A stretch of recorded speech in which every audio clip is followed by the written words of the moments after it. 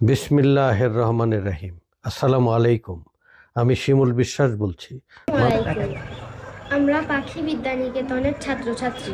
আসন্ন নির্বাচনে শিমুল বিশ্বাস স্যার আগামী দিনের নেতৃত্বের প্রতিনিধি হিসেবে আমরা শিমুল বিশ্বাস স্যারকে দেখতে চাই ইনশাল্লাহ।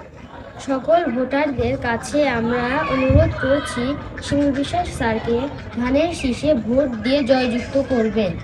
আমরা আগামী দিনের ভবিষ্যৎ ভালো নেতার হাত ধরে বড় হতে চাই।